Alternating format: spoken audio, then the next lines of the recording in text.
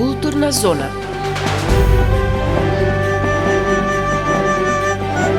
Културна зона.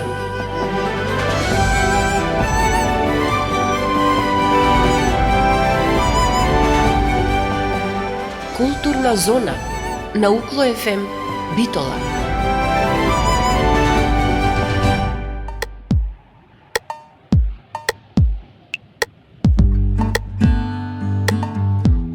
Почитувани слушатели, драги пријатели, вие сте со програмата на Универзитетското радио Укло ФМ Битола, радио на Универзитетот Свети Климент Охридски Битола, а ова е ново издание на емисијата Културна зона. Денеска тука наша гостинка е Маја Стелан, академски кадар на Универзитетот Свети Климент Охридски Битола, која минатата недела ја промовира својата нова збирка поезија "Невидлива е војната". Во Културна зона на Укло ФМ Битола, разговорот што го водевме со неа.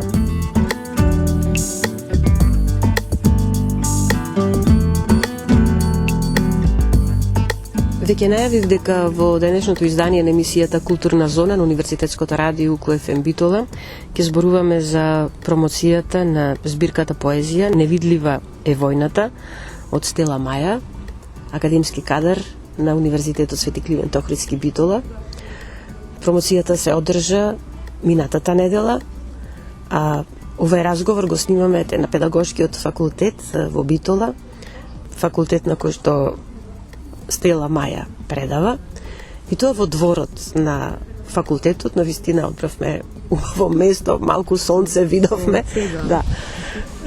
Морам на почеток да кажам дека ова беше една навистина невообичаена промоција и несекојдневна во Кафуле, во Паладиум.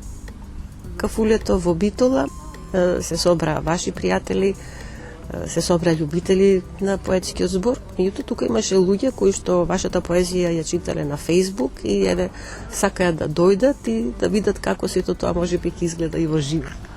Точно. Јас во својата збирка во предговорот посочив дека изборот на песник кој е направен за објавување на таа збирка се темели врз изборот на песник кој влегоја во збирката "Невидлива е војната", со која конкурирав за награда за Анте во Перо 2023 под големиот македонски поет Анте Поповски, за кој јас имам неизмерна почит. Меѓутоа заборавив да внесам, и многу им се извинувам на сите читатели на мојата поезија, дека во тој избор исто така имаше влијание и тоа колку на кого му се допаѓаше мојата поезија објавувана на социјалната платформа Facebook. Значи, оние песни на Facebook кои имаа многу кои беа означени како со многу допаѓања од страна на читателите на Facebook, тие влегоја во изборот. Оние кои нема толку допаѓања, тие ги ставив понастрана, иако не велам дека тие се неквалитетни. Меѓутоа, воопшто, мојата поезија е прилично херметична, прилично филозофска, некогаш и тешка, и не секогаш допира до читателите. Може би повеќе би одила за оние елитизирани или за, како да речам, некои истражувачи на поезијата, повеќе отколку за обичниот читател. А мене им беше желбата да допрам до обичниот читател. Многу пати се навраќам себе си еден Шекспир, тој прво пишуваше за обичниот народ, не пишуваше за елитата. А денес веќе елитата трча да го гледа Шекспир. Невидлива е војната. Да. Зошто ваков наслов? Како прво, за каква војна е да се работи? Како прво, "Невидлива е војната" е наслов на една од песните во збирката, и таа говори за невидливоста на војната во општеството. Тоа се мисли на економската криза, на политичките настани, на изместените вредности, почитувања, морал, етика. Сега, невидлива е зошто? Затоа што ние војната секојаш ја поврзуваме со крвопролевање, со тенкови, со бомби, па дури со нуклеарки. Меѓутоа, војната како концепт и како процес постои во секој сегмент од нашиот живот, од нас самите, исто така. Ние многу често во себе водиме војна со некои одлуки во животот, водиме војна со самите себе, дали ова ќе го прифатиме, дали ние ќе се промениме, дали ние грешиме или грешат оние околу нас. Постојано е некоја борба и војна во нас и околу нас. Значи, во нас ние да постигнеме некоја внатрешна синергија меѓу умот и душата, искуството и нашите желби и стремежи, од една страна, и војна меѓу нас и општеството кој треба да не признае како член во својата заедница. И кога велам член во својата заедница, тоа мислам било на уметничка заедница, било на професионална заедница, било на заедница комшиска, да речам, било на заедница во како, ево да речеме, како клиент при купување, било заедница како клиент, односно пациент во здравството. Ние секогаш сме во некоја заедница и во секоја од тие заедници постои некоја борба, како да кажем. Вашата борба ја пренесовте тука? Во поезијата? Да. Јас пренесов само искуство од своите борби, војни, прифаќања, отфрлања, за да можам да опстојам како единка. И јас мислам дека тоа најмногу најсилната борба и најтешката војна во мене е фактички наговестена и во првата песна со која почнува збирката, тоа е Реконструкција, каде што кажува дозволете да ве најавам на своите мисли. Мислам тука има еден извадок. Дозволете ми да ве најавам на своите мисли, оти тие ќе се збркаат од изненаденост. Кога ќе застанете пред нив, може би во почетокот не ќе верувате дека вие сте тоа човек. Кога имам овде човек, значи тоа е она единка која го носи се уште хуманото и човечкото во себе, бидејќи ние веќе изгубивме доверба дека луѓето се човечни денес. И затоа многу често, значи јас велам овде да ве најавам на своите мисли, бидејќи моите мисли подлегнаа веќе и на, понатаму во песната стои, на реконструктивна и пластична хирургија, односно се прилагодени на сите овие поместувања и дисторзии кои се случија во општеството за да можам да опстанам. И поради тоа, ако застане пред мене човек со такви вредности, со такви сочувани, заштитени етички гледања, красноглед, мисли, тогаш моите мисли може да се изненадат. Кога ми ја дадовте практично книгата Враце на денот на промоцијата, кога ја разгледав онака од око што се вели на прво гледање, забележав дека имате голем број песни кои се посветени некому, на ваши пријатели, на блиски, на луѓе кои што ви биле блиски, а кои за жал не се повеќе тука со нас. Ете и на ваков начин остануваат. Точно. Оваа збирка содржи голем број на луѓе на кои им е посветено, иако ја скажа во својот предговор дека тие се сепак посветени и на читателите, инаку не би биле воопшто внесени во оваа збирка ако се само на тие луѓе. Тогаш само би ги испечатила на еден лист хартија и би им ги подарила на луѓето, не би ги внесувала во збирка. Меѓутоа, бидејќи се и на читателите посветени, јас сакав да влезат во збирката. Се зошто стојат имињата? Разните имиња стојат од различна причина. Конкретно, тука се луѓе кои оставиле некој печат врз мојот живот со некоја убавина. Било да е тоа културолошка убавина, како што е, например, македонско оро, односно луѓе со стежнато срце. Тоа е слика на мојата стрина, како играше оро, таа не постоеше македонско оро кое не го знаеше. И јас навистина бев чудоневидена од незиното играње. И затоа е посветена токму на неа, затоа што ги знаеше сите македонски ора и затоа е под насловот или македонско оро. На Кристи Бомбо, бидејќи имавме преку 23 години професионална соработка и ми беше многу драга и посебна пријателка, чие отсуство и ден денес го чувствувам. Или еве, например, Джули Гаревска. Джули Гаревска, ние се знаеме од деца, меѓутоа не сме во редовна, како да речем, дружба, комуникација, но таа пролета ме покани во село Брезово. И тоа село Брезово, општина Сопотница, за мене беше откровение, напуштено село, прекрасна природа. Имаше таму две магаренца, кои постојано се обидува на вратата од куќите да влезат, односно со главата турка во вратите, како да ги бара своите стопани. Тоа мене толку многу ме погоди, а јас отидов со своји притисоци духовни, душевни, со своји некои таги, со своји некои проблеми. Мене ми идеше да ги искушкам тие магаренца, затоа што си го бараа стопанот, си бараа, како да речем, таа љубов, внимание, тоа што го има со своите, како да речем, фамилии во кои ги чуваа, а немаше никој.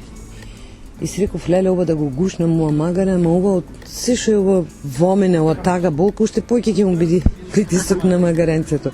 Ето така и тоа чувство што го доживеа во село Брезово, за мене беше толку посебно, што јас чувствував дека песната настана благодарение на поканата на Джули и дека таа заслужува да биде посветена на Джули, инаку како би знаела.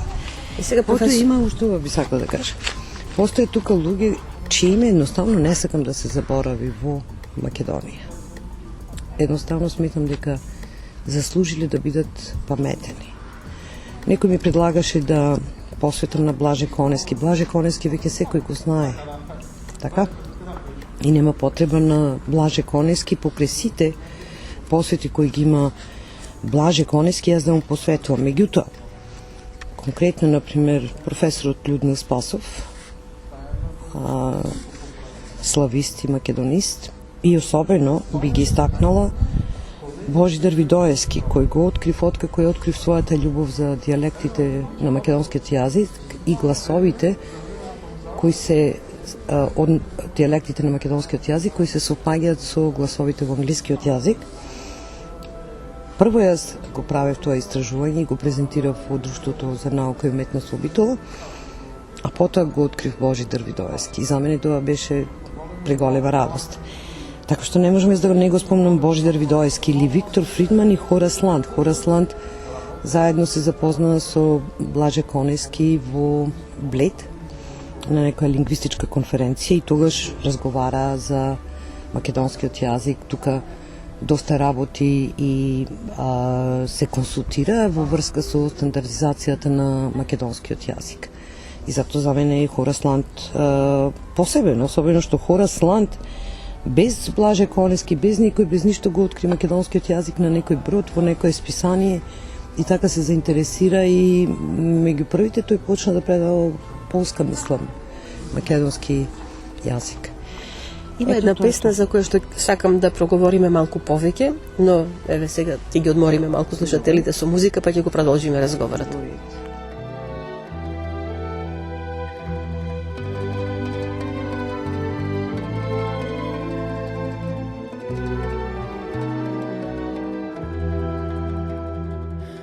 Ако одам во Битола,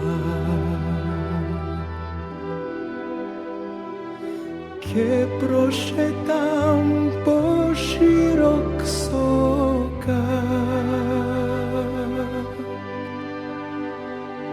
а на дембел чаршија кафе ке се напија. Младост мило ке си споминја,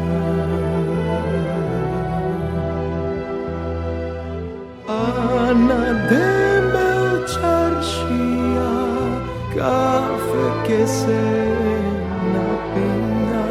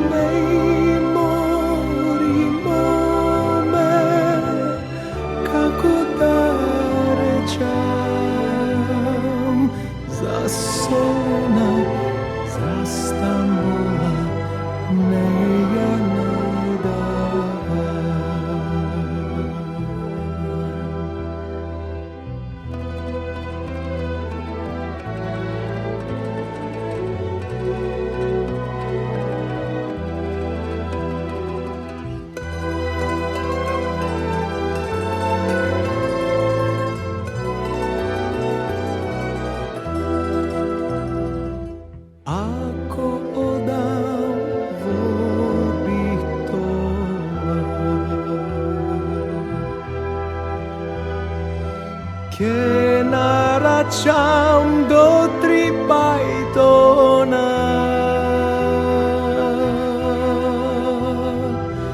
prvi mene che nosi v drugi čalgi che svira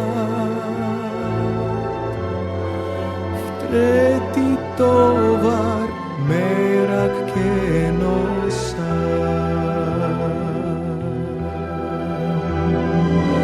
Ej mori mome kako da rečam za Soluna za Stambola ne ja ne davam Hej mori mome kako da rečam za Soluna za Stambola ne ja ne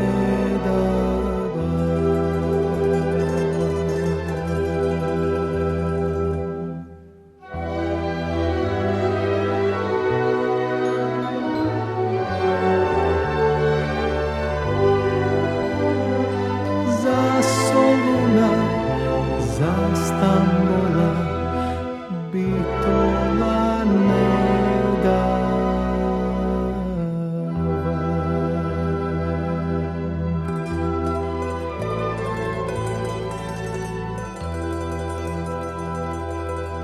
И еве неповторно во програмата на Универзитетското радио Укло ФМ Битола. Денеска во емисијата Културна зона на Укло ФМ зборуваме за збирката Невидлива е војната од Маја Стела, веќе кажав, таа е академски кадар на Универзитетот Свети Климент Охридски Битола. И се реков ме во овај дел малку повеќе за една песна која напишавте и со која практично сакавте она што постои и претходно го кажавте да подсетите на нешто загубено, на нешто што било тука, зборувам сега за нештата тука во Битола, за таа испреплетеност што била порано меѓу етникумите кои што тука живееле. Точно.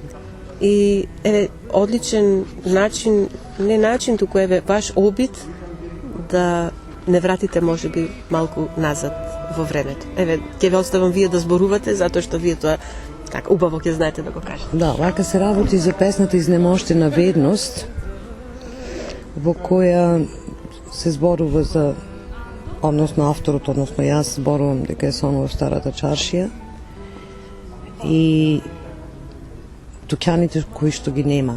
Денес имаме дуќани, меѓутоа тие се дуќани обично со роба купена од Турција ваму таму за препродажба, тоа се обично конфекцијски некои работи.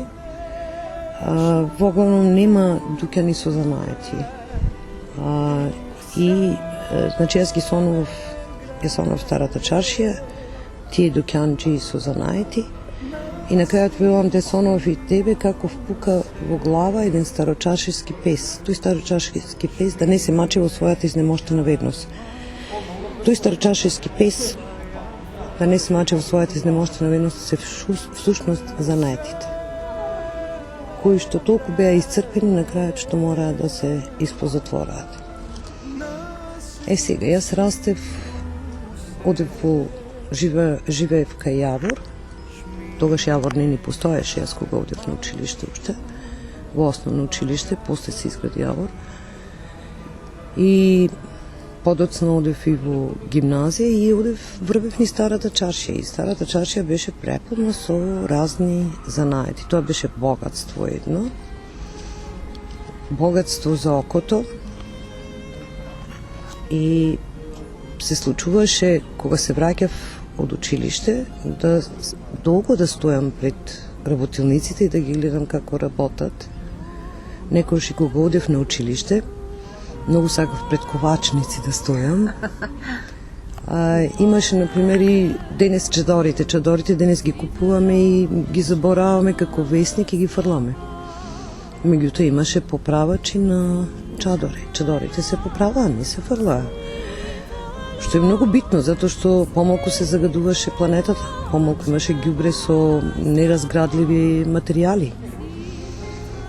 За мене тоа беше или јоргани прекрасни, да, јоргани прекрасни од кокошкини перија во Македонија, во Војводина веќе од гускини перија.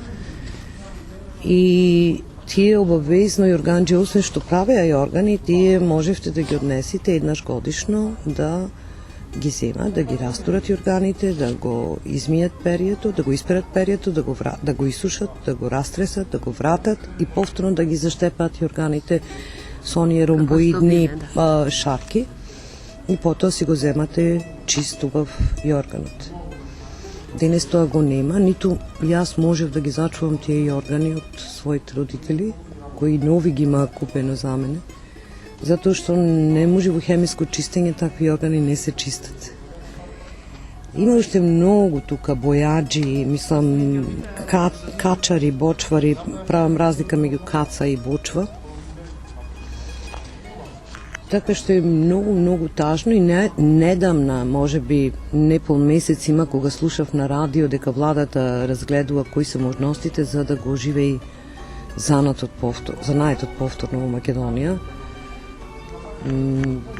Затоа што навистина пред се е потребно. Ево се, например, си имам железни столици дома. Едната се попушти, како да речам, мекиот дел од железо и тој треба да се швајцува. Така. Јас тоа можев порано, кога бев дете, значи можеш да се однеси во чаршијата и да ви поправат. Или не мора таа столица, може дрвената столица да ја одите, да ја однесите, да ја средите до грамаджи. Јас сега таа железна столица морам да фатам такси, кој што ќе ме прифати со таа железна столица, да барам индустријски парк, некоја фирма која се занимава со железо, при тоа која се занимава само со големи работи, односно со огради, со балкони, не со мали столичиња, и да ги молам да ми ја швајцоваат столицата. Мислам, ние тука си сековме, како да кажам, гранка. Си сековме гранка на нешто што на нас, граѓаните, во секојдневието ни е многу потребно. Со песната практично не враќате назад, кога беше она стара битолска чаршија, но она што беше интересното, тоа е што вие се потрудивте дел од песната да биде интерпретирана и токму на јазиците. Сега на тоа да се наговрзам. Значи, зошто? Затоа што јас кога бев дете, во таа стара чаршија имаше разни етникуми кои држеа разни доќани. Тоа е едно. Друго, јас растев со многу раскажувања од страна на татко ми за Битола порано. И трето, нормално во текот на животот јас читав. Во еден момент дури и преведував Битола, Бабам Битола на англиски јазик од професорот Лавчанот. Така што доста сум упатена во тоа и од разговор нормално и со луѓе и со битолчани и сето тоа. Во минатото, значи таа чаршија беше вистински колорит од разни етникуми. Сега, конкретно тука имаме и на сефардски јазик превод. Значи имаме, да кажеме, имаме влашки, албански, турски, ромски, српски, иако тоа се однесува фактички и на хрватски, на босански и на црногорски, иако сега тие ги делат тие јазици, сефардски, грчки, тие се тие јазици, меѓутоа случајно на македонски. И на македонски добро е оригиналот, секако тука се случи еден превод на еврејски, оригинал еврејски, меѓутоа ќе објаснам тоа накнадно зашто така се случи. Сега, сефардите не држеа занаети во старата битолска чаршија. Тие повеќе беа доктори, банкари, трговци и административци. Но беа исто така живели на Но Битол. тој дел многу е блиско до еврејското мало и фактички јас каде што живеам таму тоа беше еврејско мало, односно кај уредот. Така што сакав и тие да бидат внесени во оваа збирка и успеав да се направат тие преводи. Сега, тој културолошки колорит мене ми недостига многу, особено во ова време, затоа што јас растев, да, СФРЈ, како секој политички систем си има своји предности и недостатоци. Една Симон де Бовуар имаше во Моралот на недосмисленоста, мислам, пишеше. Дали беше тоа нејзин исказ или од некој друг што таа го цитираше, вели секој владител за да биде успешен мора да биде неправеден. Јас тоа го рефлектирам и на секој систем на владење. За да биде успешен мора да има и некои неправди, не може се да биде совршен и се согласувам со тоа. Така што ќе оставам настрана за оние кои денес ја плукаат во тотал СФРЈ или кои во тотал го плукаат овој период транзицијски од 90-та наваму. Сметам и едното и другото дека си имат своји позитивни и своји негативни страни. Меѓутоа, неоспорно, во СФРЈ ние немавме подоба меѓу етникумите, како денес. Ние учевме и со албанци, и со роми, заедно во училиште, и учевме и со, пазете, учевме со деца со оштетен слух и говор. Милка, Ремзи и заборев уште едно дете, со оштетен слух и говор тие заедно со нас учеа. Значи, ние имавме веќе инклузијата во основно училиште во Километоди, од прво до четврто, и по етничка припадност, и по попреченост на учениците. Денес, овде, во овој период, ние имаме посебно одвоени ромски паралелки, посебно турски паралелки, посебно албански паралелки, посебно паралелки за деца со попреченост и сега разговараме за инклузија на тие деца. Мисла, мене тие ми се некако работи испревртени или како да се обидуваме да дојдеме до нешто што веќе постоело, а при тоа не го знаеме начинот. А начинот е тој. Јас морам да кажам дека за време на промоцијата ги снимав интерпретациите на и за оваа песна, па еве ќе имаме можност да слушнат и слушателите на Универзитетското радио УКФМ Битола, па еве ќе ги оставиме, ќе направиме уште една пауза, во меѓувреме ќе слушнат песната како изгледа, па ќе го продолжиме разговорот.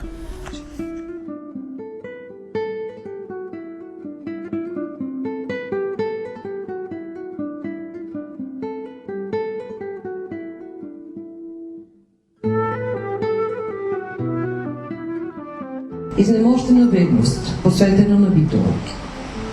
Ја сонував старата чаршија и дукјанџиите пред дукјаните што денес ги нема. Застанат еден до друг, чадорџија, шапкар, јорганџија, јамболџија, кондураџија, папуџија, ковач, кача, бочвар. Armassera ningalantu, umbrelo, capelo, jorgangio, papugilo, nalbantu, butlaro. Liangisam shikapățle, picairan duporaț și căldărma, țicășuțătură să învărtica ninti din își. Andaroja e dhe grilat në të cilat mbështeteshin dhe kaldrëmi që si në gjarpër paraqitej para tyre.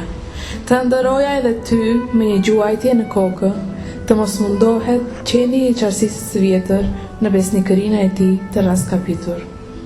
Rüyamda bugün mevcut olmayan eski çarşının esnaf dükkanlarını önünü gördüm. Yan yana duran şemsiyeci, fesci, yorgancı, yambulcu, kunduracı, terlikçi, demirci, köfüncü, fıçıcı dükkanları. Sutergjumla, Jek Turujal, Avereste, Ambrelgjia, Pirno Paralgjia, Jorgangjia, Jambolgjia, Pirno Meninge, Papugjia, Kovaci, Kaçari, Pirno Bashibura. Diklem an osuno o kepencija, kotesu i keren, pesine i kaldrma, sosar pange, bar i kjol, sine anglal olende. Sanjala sam i čepenke na koje su se oslanjali i kaldarmu što se kao serpentina vijugala ispred njih. I tebe sam sanjala kako si u glavu upucao staročaršijskog psa da se ne muči u svojoj onemoćaloj vernosti. Ονειρεύτηκα το παλιό παζάρι και καταστηματάρχες μπροστά στα μαγαζιά τους που δεν υπάρχουν σήμερα. Στέκονταν όλοι μαζί, ομπρελοπιός, καπελοπιός, υφαντής, paplomatas, tsangaris, varelopιos. Ονειρεύτηκα και τα παντζούρια, στα οποία αγωνιάσαν και λιτόστρωτο, σαν σερπεντίνα που ελίσσονταν μπροστά τους. Και εσένα ονειρεύτηκα, που πυροβόλησες στο κεφάλι ένα παλιό σκυλί του παλιού παζαριού, να μην ενοχλεί από την εξαστημένη πίστη.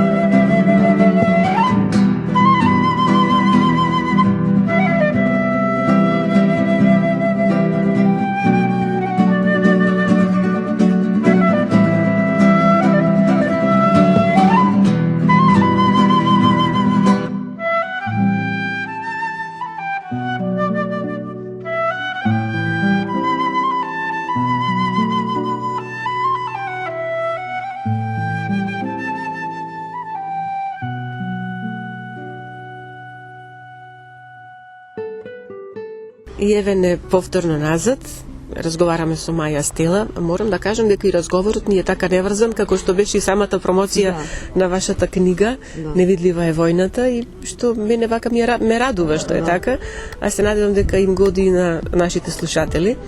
И сега би сакала ова што вие го промовиравте да го поврзам некако и со студентите со кои што вие секојдневно работите. Често знаеме да кажеме дека денешните млади не се толку посветени на читањето книга, многу им е поинтересно да работат или да гледат во нивните телефони, да видат на социјалните медиуми. Некои може би читат и она што ќе го најдат интересно, мислам тука на поезија пред се. Меѓутоа, каков е вашиот впечаток, еве, кога работите со вашите студенти? Читаат, го прават тоа како некоја обврска што им се дава во рамките на наставата, со задоволство го прават тоа, има отпор, го сеќавате тоа, што да се направи? Вака да ви кажам, многу голема промена е настаната во образованието и во учениците и студентите, како да кажам, како категорија на млади со кои треба да се работи во воспитно-образовниот процес. Значи, постои огромна осуда на младите дека не читаат. Да, мислам дека не читаат оние зададени лектири во училиште, може би во основно читаат уште, ама веќе во средно се потешко, освен, добро, најамбициозните и најодговорните, оти доста има тука улога и одговорноста, и на факултети има така доста кои не читаат, предпочитаат да одат на скратени анализи верзии кои што ги наоѓаат на интернет. Јас тоа сосем го разбирам, тоа се, како да речам, byproducts или супроизводи, оние споредни производи кои што настанале од напредокот на технологијата, од интернетот и од начинот на живење, кој што оди во многу голема забрзаност, како да кажам. Меѓутоа, дека не читаат воопшто не можам да речам, затоа што тие имаат таа можност преку интернет да читаат во PDF формат книги. Тоа е едно. И јас, мене ми значи ако читаат и во скратена форма. Сега, многу дојде поради таа забрзаност на живењето, на забрзаниот начин на живење, многу студенти не сакаат долга литература, обемна литература. Например, Злосторство и казно, која е толку обемна. Војна и мир. Војна и мир. За нив тоа е, знаете како... Несватливо. Несватливо е. За нас тоа беше уживање. Ама ние немавме интернет. Прашање е ние колку ќе читавме во тоа време да имавме интернет. Значи, ние сме неправедно ги осудуваме студентите. Ние треба да погледнеме што е тоа што денешницата, технологијата, општеството им нуди на тие студенти и колку тие се снаоѓат во цела таа понуда што ја имат. Ние немавме ни допир до англиска литература. Значи, како што денес имавме некои кобојски филмови, нешто на телевизија, ама имавме разни, имавме и на француски, имавме и руски филмови, имавме и германски филмови, секакви филмови имавме. Сега, не можеме да бидеме толку, многу често гледам критики и често читајте книги на интернет и при тоа не се чита денес. Тоа малку, мислам дека е навредливо кон младите луѓе и кон останатите воопшто. Па има некој, ево јас, например, не можам да читам повеќе печатена книга и не знам дали забележавте, многу голем фонт е во мојата книга. Затоа што си реков, ако јас не можам да читам, не е можно само јас да сум таа, мора да постојат и други луѓе кои имат мака со видот. Дај да направиме поголем фонт. И затоа е направено голем фонт. Тоа е една причина. Значи, друга причина, мислам дека се менува и вкусот на самиот студент со промената на технологијата и напредокот на општеството. Јас недавно читав во Репер, бидејќи ето излезе избор од мојата поезија и погледнав што е тоа што одбрале од мојата поезија и видов една поезија, ајде да реков да видам како пишува ова млада девојка. И на крајот се испостави дека таа девојка е негде 17 години пред матурирање. Меѓутоа ме воодушеви како пишува. И гледате во незиното пишување дека таа е во синергија со денешнината, со времето, додека мојата збирка се осврнува на минатото.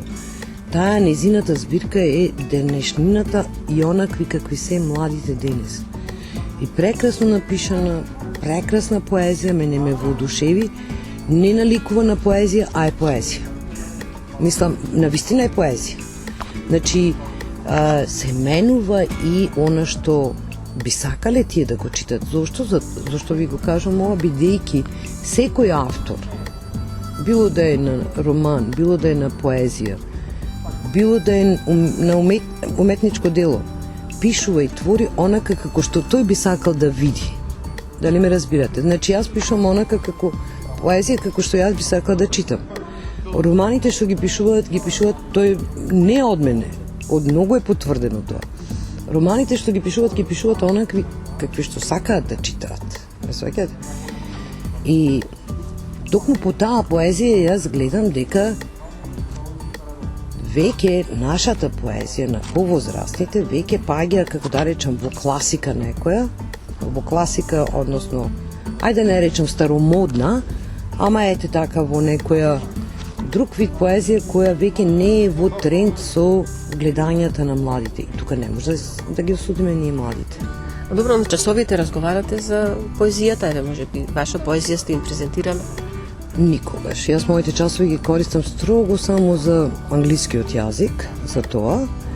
Меѓутоа се случува секоја генерација да ја запознам со slam poetry, затоа што има еден, заборав сега авторот, како се викаше, многу бава слем песна има напишано за што е наставник. И е во многу духовит стил напишано, како еден правник му се подсмева на наставникот, ти си наставник, шо си ти. И сега овај како му враќа и фактички вредноста на наставникот ја презентира низ таа песна. И обично таа песна им ја презентирам, ама чисто во конотација со нивната идна професија како наставник и затоа што е на англиски. Не ги оптеретувам, бидејќи не сакам да јас да бидам таа која ќе ги тера. Ако сакаат, ќе дојди самото до нив, кога да е. Рековте дека пишувате поезија која што можеби на младите им е така малку пострана, Да. постаровремска рековте, така е. Меѓутоа направивте настан, Класичен. да, меѓутоа направивте настан промоција која што не беше класична и излегуваше до оние класични рамки. Точно. И она што еве мене баш така ми беше убаво и а верувам и на другите ќе ви кажам што сите зошто. имаја можност, им дадовте можност на сите не некој друг да им чита, туку самите да станат и да прочитаат дел од вашата Ќе поезија. ви кажем зошто тоа го направив. Да, без оглед на тоа што јас велам дека име можеби класична, можеби старовремска. Јас сакав да ги допрам младите и гостите. Зошто? Затоа што кога вие творите, не е само сега јас одлучив да пишувам, јас сега имам 19-20 години, јас сум сега модерно ќе пишувам. Не. Значи не може така да се пишува. Ако немате вие претходно читано и старовремска поезија, ме сваќате. Ако немате вие читано, ако не сте се надградувале јазично преку читање на не само на поезија, и на книги, на драми, тогаш немате вие зашто да пишувате. Дали ме сваќате? Тоа е исто како некој кој никош во животот не е цртал, така? Никош не е фатил молив и сега вели јас ќе правам апстрактна слика и ќе ставам точка и јас сум сега апстрактен уметник. Извинете, точката на сликата на еден уметник си има свое значење. Значи, не може туку така што колку да се современи во својата поезија младите, таа ќе се препознае по квалитет дали таа млада авторка или млад автор е подкована со читање и на старовремска и на класична литература. Ме сваќате? Сега јас кога велам кај ова млада авторка, која спомнав преге, многу ми е жал, ти не се сеќам на името, се гледаше дека таа е подкована јазично. Односно дека таа не туку така и се редени зборовите во духот на денешното време, на модерното време, туку дека таа е некоја начитана особа. Значи се препознава. Така што иако јас мојата не е така модерна како што сега на една тинејџерка е модерна, замислете, таа е сега 17 години, што ќе биде од неја за 10, 15, 20 години. Значи ќе види, вау, јас од сега се восхитувам доколку нормално продолжи. Оти според Владета Јеротич, многу тинејџери пишуваат докај 18-19 години, потоа прекинуваат со завршување на пубертетот, па прекинуваат. Потоа може да се јави повторно да продолжат после извесен период. Некој продолжува, не прекинува, ама голем број прекинуваат, прават пауза, па се навраќаат. Така што сега кај таа млада особа може да настане прекин и потоа која ќе продолжи сигурно ќе биде сјајна. Меѓутоа сакам да кажам, јас пристапив неформално, затоа што би сакала да ја читаат. И би сакала да биде еден камен низ реката по која се движат, реката да ја земе како книжевноста, а камен на кој ќе се потпират, прескокнуваат од камен на камен и додека се движат. Меѓутоа, јас би сакала мојата книга да биде еден од тие камења на кои ќе цапнат, движејќи се низ реката, ама не мора да значи. Љубителите на поезијата може да ја најдат сигурно во библиотеките. Во библиотеките ќе биде и издавачот ќе ја дистрибуира преку Bookstore и Литература МК. Се надевам дека ќе уживаат во вашата поезија исто како што уживав и јас. Стела, со вас може многу да се разговара. Да, може. Може и на разни теми, и убаво е кога можеме и ваков неформален, еве да речеме, разговор да водиме, а сепак да биде формален. Да. И мислам дека и ова е многу повеќе можеби им се допаѓа на слушателите кога слушаат некој ваков неврзан разговор. Можеби, да. Дали би тоа имало некакво влијание да се прочита особена благодарност? Да. Значи, јас за концептот на збирката, бидејќи концептот како што го има во глава, придонесува луѓето кои сака да направат превод и сака да учествуват во градбата на целата книга. Ферди Булот со својата слика, прекрасна слика на жена, покриени се очите, Таа слика е масла на платно и се вика Македонија. И јас тука наоѓам голема силна порака, затоа што на Македонија и се покриени очите. Македонија треба да го тргне тој превес од очите. Македонија има огромно богатство во себе, културолошко, духовно. Ако го тргне тој превес, ќе заблеска. Ако не, мислам дека ќе затолка во некој жив песок, да речем. Значи, Ферди Булут, Михајло Свидерски издавачот, Боби Илиевски главниот спонзор, односно оној кој ги организираше уште останатите 17 спонзори, заедно со се него 18, Виолета Јарнушева, која ја лекторираше збирката, Симона Петровска, рецензентката, професор во гимназија во Јосип Брз Тито, професор во гимназијата Јосип Брз Тито, по македонски јазик предава. Извонредно ми е низината рецензија и многу сум благодарна. Исклучително благодарна на Зоран Кардула, дигиталниот уметник, графичар, графички дизајн од Крушево, односно од Скопје. На Бесиона Јусуфи, студентка. И јас тука сакам да нагласам дека на Бесиона Јусуфи знаат многу луѓето да бидат некогаш, знаете како, тој народ. И не е само кај нас така, ни цел свет е така. А сега Бесиона ја преведе и ги преведе песната на професорката, се зато можеби 9-10 како ќе пиши. Бесиона е извонредна студентка. Таа студира кај нас англиски, а во Скопје напоредно студира албански. Одговорна, до сега кај мене заслужена и била 10-ка и таа знае дека ако овој семестар киксне, дека може да ја оди подолу песна. Сега професорството во вас. Да, не сакам да се мешаат тие две работи и нејзи беше платен преводот. Значи, од парите буџет кои што го дадоа спонзорите, на Бесиона Јусуфи беше платен преводот, така што немаме ни таа мене да ми боџи, ни јас да ја боџам. По-битолски, да. Да, по-битолски. Рамош Муарем од Скопје, Димче Палензо, председателот на Еврејското здружение, Битола, Билјана Граматковски, со одлична интерпретација на мојата Анус Мирабилис, Елена Босилковска со опрема на книгата Подготовка на корица, дизајн и внатрешно уредување, Бенка Рајковска, која читаше на грчки, Ферзија Сановска, која читаше на ромски.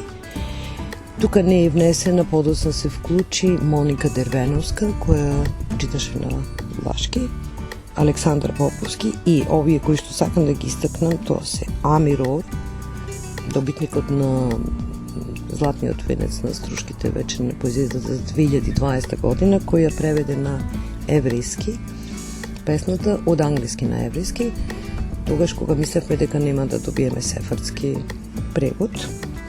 Потоа Деја Нацових, кој преведе на српски и на грчки. Виктор А. Фридман, кој го најде контактот и го оствари контактот меѓу мене и професорката доктор на науки Искра Добрева од Бугарија, специјалист за јудеизмот и за сефардскиот јазик. И Искра Добрева ја преведе песната на сефардски јазик. И затоа сакам да се истакни и уште еднаш огромна благодарност. Јас би молила да ги прочитам овие спонзорите. Зошто? Затоа што утре во оваа економска криза, кога Министерството не може или не нашло основа да додели средства за развивање на културата или за издавање, може би токму тие спонзори повторно ќе речат сега дајте да помогнеме и затоа би сакала да ги прочитам.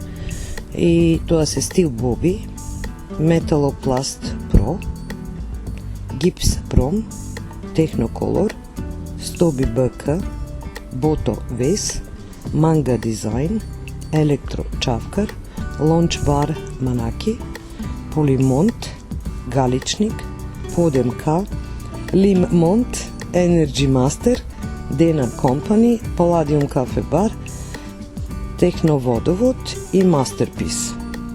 Тоа се тие 18 спонзори. Дозволете сега јас да ви се заблагодарам за убавиот разговор, за убавата вечер што ни ја подаривте минатата недела, за збирката која што ја оставате нели за да ја читат и еве да посакам наскоро Уште нешто би добро. да не радувате со нешто ново. Да, уште нешто би добро, кое сакам да е спомнато во оваа емисија. Тоа се Гейл Кара и Филип Годеми, на кои им е насловена главната посвета. Гейл Кара, која е битолчанка по дедо си битолчанин, Михали Кара, Влав од Битола, и нејзиниот сопруг Филип Годеми, тие два пати дојде во Македонија. Зошто ми е битно да кажам, едниот од нив е социолог, Гейл е, мислам, социолог, а Филип е антрополог, доктори на науки. Првата посета им беше една цела година и тогаш јас ги учев македонски јазик, како да зборуваат. И воедно им бев, како да речам, контакт и контакт особа и навигатор низ Битола. И потоа дојде пак, дали 2003 ли, така нешто, на неколку месеци, исто и тогаш се видовме. Сакам да им се заблагодарам, прво заради таа своја посветеност да го научат македонскиот јазик, љубовта кон македонскиот јазик, жалбата да истражат за Битола, најмногу за Битола на прво место, а потоа и за Македонија. И на крајот ми помогна за магистерската, ме поддржа многу за мојата магистерска за споредувањето, контрастирање на гласовите во англискиот, македонскиот и српскиот јазик. И заради тоа ми е битно да ја искажам таа благодарност да постои снимка, бидејќи би сакала таа снимка потоа да им ја пратам Да патува. да патуваат до нив и да слушаат. Ќе биде така сигурно. Ви благодарам уште еднаш. Ви благодарам и јас вам многу.